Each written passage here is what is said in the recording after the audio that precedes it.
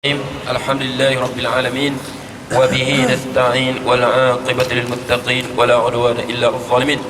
اللهم صل على محمد وعلى آله وصحبه أجمعين وبعد.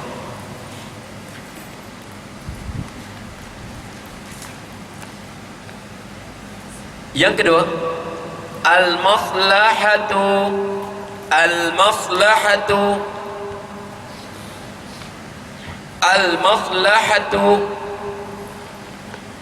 ini kita bahagian yang ketiga, sumber dikeluarkan hukum. Bahagian pertama, tidak menjadi perselisihan seorang pun umat Islam. Siapa perselisihkan tentang sumber hukum ini, dia dianggap sebagai kafir. Apa? Sumber hukum pertama yang menjadi persepakatan seluruh umat Islam apa? Quran dengan hadis. Semua umat Islam bersepakat. Syiah kan, Sunni kan, Khawarij kan, semua bersepakat. Semua yang menisbahkan diri mereka sebagai Islam, yang kita hukum sebagai Islam, Khawarijnya kan, Syiah kan dia, semua bersepakat bahawa sumber hukum ini Quran dan Sunnah. Siapa tolak ini, kita hukum sebagai murtad, kafir. Kita tak terima sebagai Islam. Sebab tu kita sebut golongan anti hadis ni sebagai murtad. Sebut golongan anti hadis kan, ada panggil jemaah Al-Quran, Jemaah Al-Quran, Jemaah Al-Quran Malaysia, Jemaah Al-Quran Malaysia, nak pegang Quran saja. Sehingga Quran pun tak tulis lagi Arab. Dia keluar Quran, dia tulis apa? Dia tulis itu bacaan. Sebab Al-Quran kan, qara'a yaqra'u Quran. Dia ingat Quran ni perkataan qara'a yaqra'u. Jadi dia tulis itu apa? Kita sebut Al-Quran, tulis Al-Quran kan, dia tulis apa? Bacaan. Tak ada lagi teks Arabnya. Okey, itulah kitab. Nak tafsir apa? Okey. Syurga ini mereka tafsir sebagai apa? Syurga ini nikmat kehidupan yang dapat, hasil sistem sosial masyarakat yang baik. Neraka ini apa? Malapetaka berlaku pada masyarakat yang tidak mengamalkan keadilan. Itu dia tafsirkan syurga, itu dia tafsirkan neraka. Okey. Jadi mereka ni kita anggap bukan pada Islam. Mereka ni bukan pada Islam. Sebab apa? Sumber mereka tak mau hadis. Sebab mereka kata hadis ini muncul selepas apa? Selepas 200 tahun kewafatan Rasulullah sallallahu alaihi wasallam. Siapa yang kumpul? Bukhari muncul selepas apa? Kan Imam Bukhari tahun kedua hijrah kan? Dia kata waktu tu hadis muncul. Bila hadis muncul waktu tu? Sedangkan hadis ini Abu Bakar pun dia bukan banyak riwayat hadis, berapa? Perbuatan dia sendiri apa dia tengok pada Rasulullah.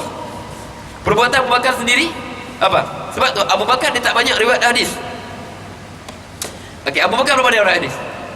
Cuba bayang. Dia bersama Rasulullah sallallahu alaihi wasallam semenjak Rasulullah diutuskan sebagai rasul di Mekah lagi. 13 tahun di Mekah. 13 tahun di Mekah, kemudian apa? 10 tahun di Madinah. 23 tahun dengan Rasulullah. Berapa dia hadis? 142 hadis sahaja. 140. Dalam ni pun 1600 hadis. Dalam kitab ni pun 1600 hadis. Abu Bakar riwayat berapa hadis? 142 hadis sahaja. Berapa dia riwayat? 140. Sebab apa? Perbuatan dia tak perlu riwayat. Kamu nak tengok Rasulullah buat, tengok aku buat. Berapa dia riwayat? Paling rapat dengan Rasulullah sallallahu alaihi wasallam, dia riwayat berapa? 142 hadis. Sebab perbuatan dia buat, dia tengok apa Rasulullah buat. Yang Imam Bukhari ini, dia hanya mentadwinkan hadis, dia hanya kumpulkan hadis. Bukan hadis muncul selepas 200 hijrah. Itu kita tahu mana dia belajar ni. Terus dia kata tadi ada hadis ni muncul 200 lepas apa? Lepas kurun kedua hijrah saja. Jadi kita hukum orang begini yang tolak berhujah dengan hadis, kita hukum sebagai mereka ni terkeluar daripada Islam. Tapi setengah melampau pula. Setengah pula melampau. Nah, siapa tolak hadis sahih, berarti dia tolak sunnah Rasulullah. Sahih pada pendapat dia, dhaif pada pendapat imam yang lain. Ini melampau juga tu. Ni kita mesti hanya berpegang dengan hadis sahih. Siapa tak mau berpegang hadis sahih, nah, makna dia tak mau pegang dengan sunnah. La haula wala quwata illa billah. Sahih pada pendapat dia pegang. Imam lain pegang tak sahih. Sahih pada pendapat Bukhari, lemah pada pendapat Imam Malik, sahih pada pendapat Imam Muslim, lemah pada pandangan Abu Hanifah. Ini pula tak faham juga satu hal lagi. Belajar hadis, dia kata baca hadis sahih semua. Ini ada sahih, kita kena amal. Siapa tak amal, berarti dia tak mau amalkan sunnah. La haula wala quwata. Ini satu masalah lagi. Satu masalah tolak hadis, tak faham juga. Satu masalah kita mesti berpegang hadis sahih saja. Sebab setengah imam-imam mereka bukan pegang hadis sahih. La haula wala quwata illa billah. Itu masalah juga sekarang ni. Boleh faham tu? Jadi sebab kita sahih ini, apa hukum dia sahih pada pendapat siapa? Sebab dia sebut paling ahli fiqh berbeza dengan ahli hadis. Okay, sebab ahli fiqh, sebab apa? Ahli hadis datang setelah apa? Fiqh telah sempurna ditadwinkan. Ahli fiqh dikaedahkan. Imam Syafi'i telah keluarkan begini cara keluarkan hukum. Imam Malik begini cara keluar hukum. Abu Hanifah telah sempurna begini cara keluar hukum. Baru datang Bukhari. Syarat hadis sahih begini. Syarat Imam Muslim, syarat hadis sahih begini. Imam Tirmidzi begini pada pendapat. Okey. Jadi yang kedua, menjadi persekapatan jumhur umat Islam. Apa? Ijma' dan qiyas. Ijma' dan qiyas. Sebab apa? Okey. Qiyas ini Syiah tolak. Orang Syiah tak berpegang dengan qiyas. Syiah dia tak pegang dengan qiyas. Sebab dia pegang dengan kata Sayyidina Ali apa? Lau kana ad-dinu yu'khadhu bir-ra'yi lakana masul batilil khufi afdalu aula min a'la. Kalaulah agama diambil dengan akal, nescaya apa? Lebih baik kita sapu bawah khuf saja. Tak perlu sapu atas, sebab kita pijak dengan bawah kan. Okey. Sebab tu ini hampir keseluruhan orang berpegang dengan qiyas. Kalau kecuali siapa? Syiah dia tak pegang dengan qiyas. Okey. An-naw'us salis, yang ketiga ni, ini menjadi perbezaan ulama empat ni. Syafi'i, Malik, Abu Hanifah, Ahmad. Istisam minggu lepas kita habis dah. Sekarang maslahah. Okey, maslahah. Al-maslahatu, banyak sebut. Kita kena tengok maslahat sekarang. Apa benda maslahat? Aku tak tahu orang cakap begitu.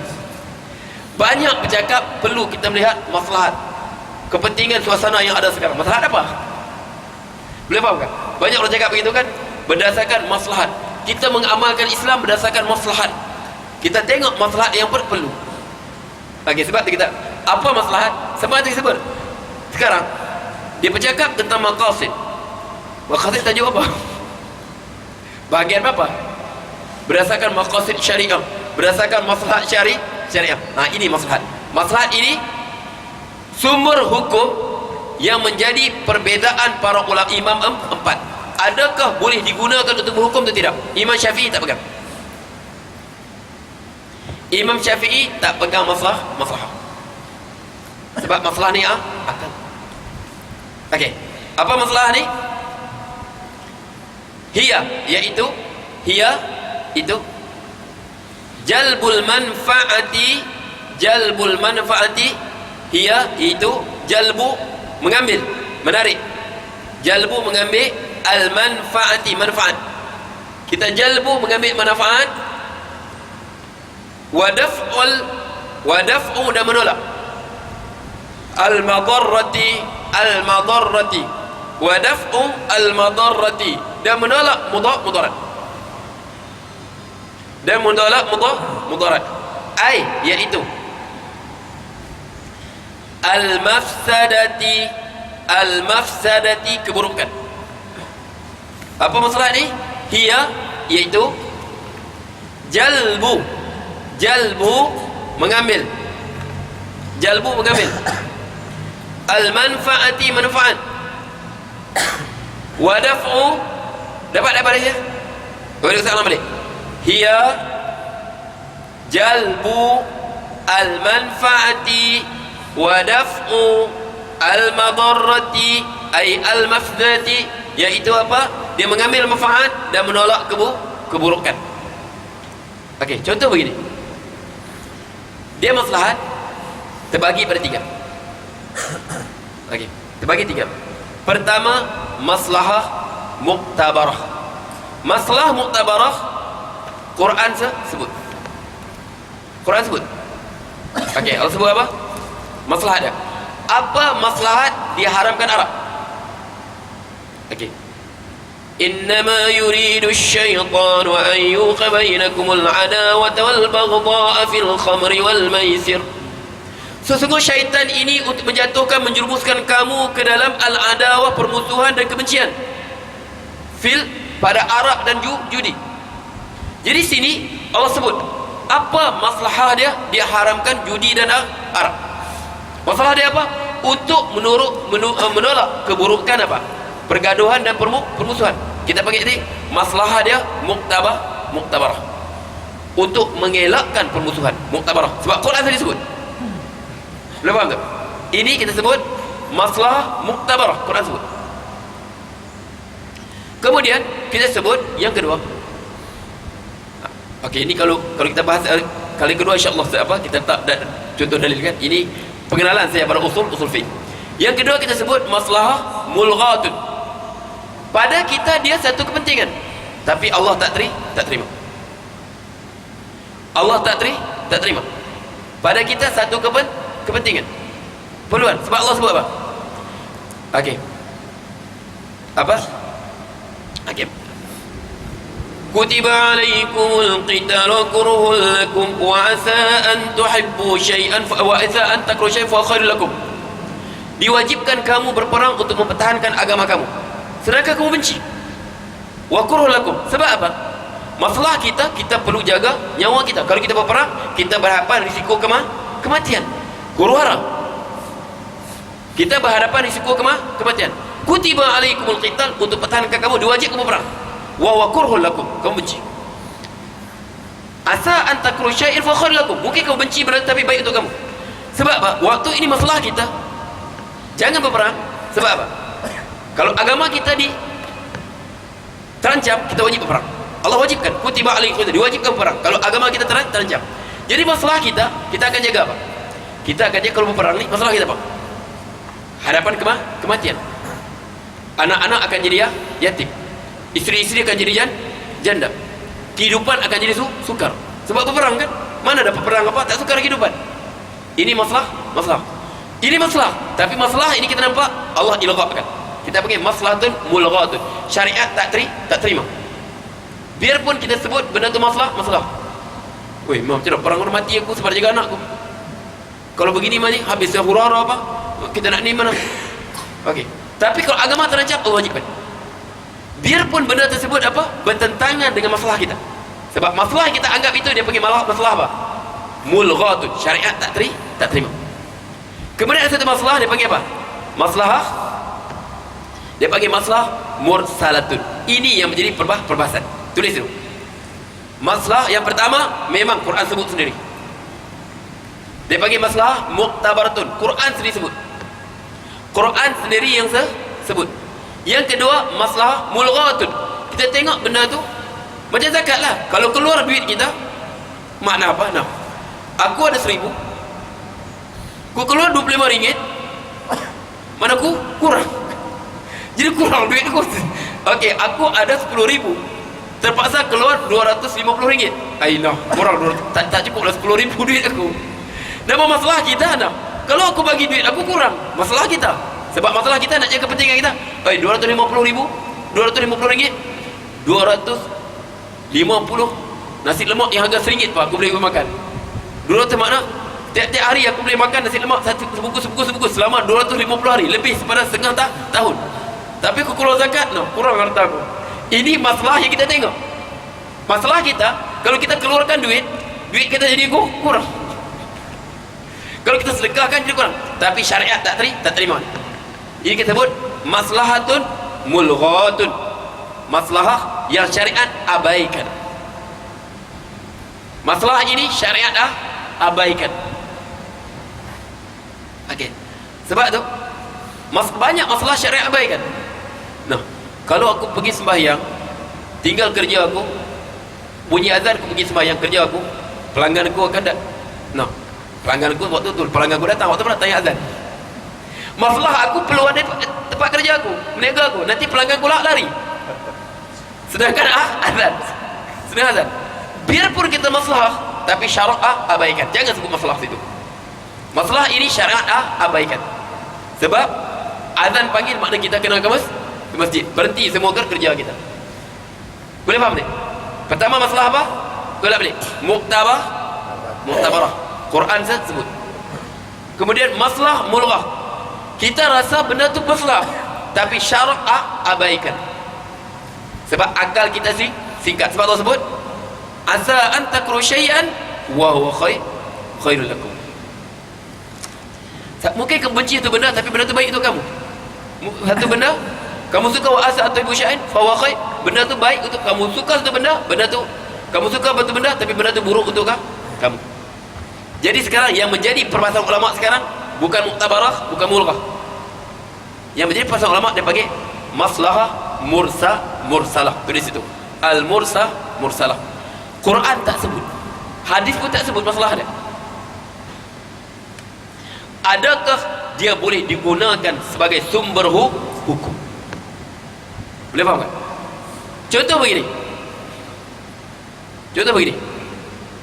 Rasulullah SAW keluarkan zakat dengan apa? Sa'an min tamrin, satu gantang daripada kurma. Sa'an min sya'irin, satu gantang daripada syair. Barli, burin, gandum, ataupun aqitin, susu beku. Rasulullah keluar begitu. Pernahkah Rasulullah keluarkan dengan duit dirham atau dinar? Tak pernah. Jadi sekarang keadaan kita sekarang, okey, Ustaz Yahya dia ambil zakat. Kalau kita semua ni jemaah masjid bagi zakat pada dia, setiap seorang bawa satu gantang beras.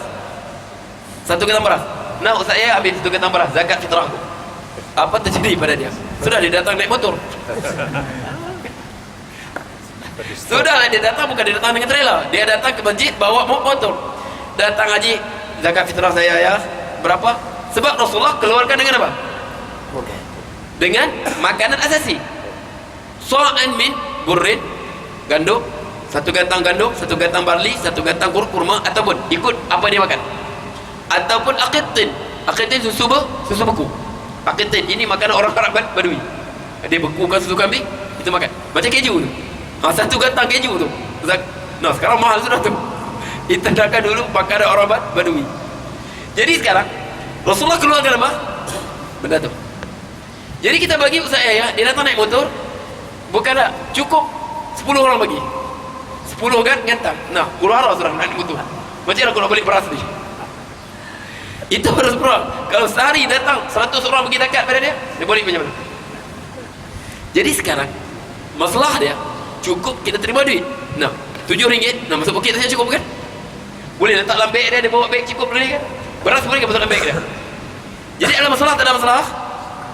Ada masalah kan? Bayar dengan duit. Sebab apa? Untuk mengelakkan susahnya Ustaz Yahya. Boleh faham kan? Jadi sekarang adakah masalah tersebut diterima untuk dijadikan sumber hukum ataupun tidak? Jelas tu? Okey, jadi boleh kita atas masalah tadi, kepentingan tadi kita kata ya, biarpun Rasulullah keluarkan dengan apa? Gandum ataupun kurma, tapi masalah sekarang kalau kita beratkan mereka terima juga beras. Alamat apa? Nah, motor dia berubah jadi trailer. Sebab apa? Nak bawa beras fitrah. Jelas tu? Jadi adakah ini bersih? Imam Syafi'i, Rasulullah keluar dengan apa? Hak fakir miskin beras lah. Tapi Imam Abu Hanifah dia melihat apa? Situ ada masalah. Kepada masalah apa? Sebab tujuan syarak ini dia nak bagi apa? Supaya orang miskin tak minta.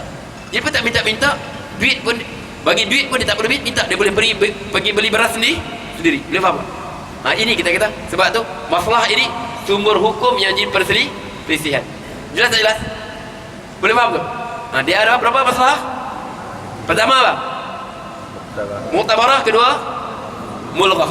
Sebab tu kita tengok sekarang apabila orang bercakap masalah ni, kadang kita baca artikel kan, ya Allah, dia tak boleh faham beza masalah apa mulghah ni yang syariat abaikan, tapi dia ingat itulah itu untuk menjaga maslahat kita. Maslahat kita apa kalau syariat abaikan? Memang maslahat kita nampak masalah apa? Okey, yas'alunaka 'anil khamri wal maisir qul fihima ismun wa manafi'u linnas. Katakanlah pada arak dan judi tadi ada dosa dan ada manfaat kepada manusia. Maslahat manusia pada arak apa? berapa banyak pekerjaan boleh dibuka.